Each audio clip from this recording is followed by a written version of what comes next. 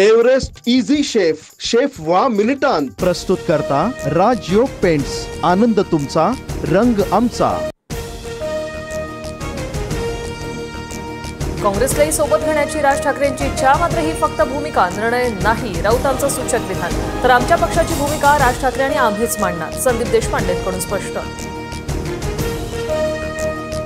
माध्यमात बातम्या चालत आहेत असं काहीही बोललो नाही, राऊतांचा राज ठाकरेंना मेसेज। राज ठाकरेंनी मनसेच्या प्रवक्त्यांना राऊतांचा मेसेज सांगितला, सूत्रांची माहिती।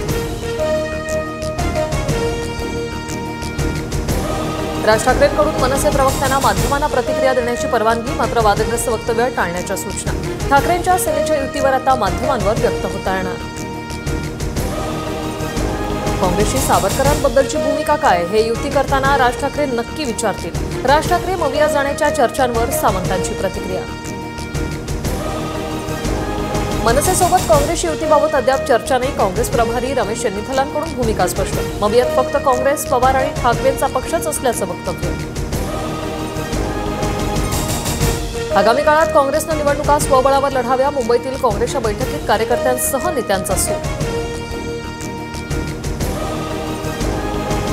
स्थानिक स्वराज्य संस्थेची निवडणूक स्वबळावर लढवू, पवारांच्या राष्ट्रवादीच्या बैठकीतही स्वबळाचा सूर।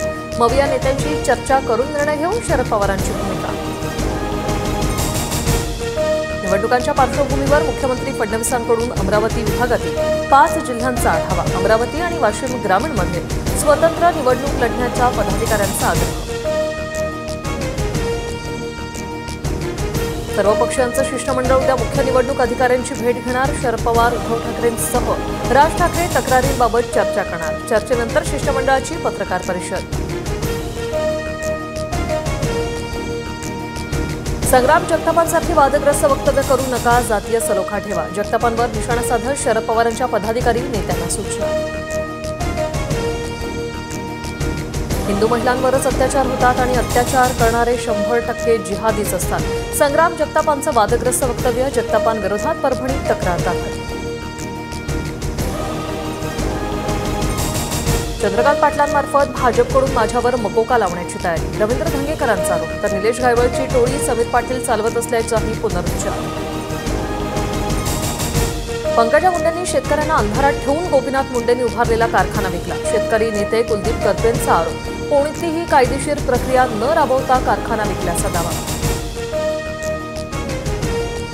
बंजारी समाजाचं 2% आरक्षण काढा म्हणणाऱ्यांना टक्क्यात सुद्धा ठेवणार नाही, धनंजय मुंडेंचा जरांगीना इशारा।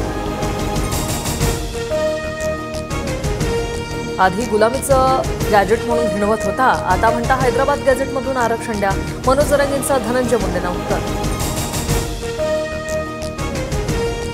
नाशिकमधील गोळीबार प्रकरणातील मामा राजवाडेसह 5 जणांना न्यायालयीन कोठडी, मुख्य आरोपींपैकी एक अजय बोरिसा अटकेत। मनसे ठाकरेंची शिवसेना आणि पवारांच्या राष्ट्रवादीचा ठाणे मनपा मुख्यालयावर मोर्चा। भ्रष्टाचार आणि विविध समस्यांबाबत आयुक्तांना जाब विचारला। राजन विचारे, केदार दिघे, अविनाश जाधव आव्हाड आक्रमक।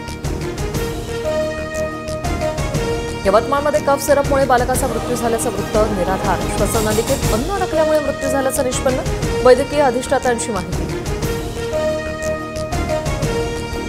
बोर्डाकडून 10वी-12वीच्या परीक्षेचं वेळापत्रक जाहीर, 10 फेब्रुवारी ते 18 मार्च दरम्यान 12वीची, तर 20 फेब्रुवारी ते 18 मार्च दरम्यान 10वीची परीक्षा होणार।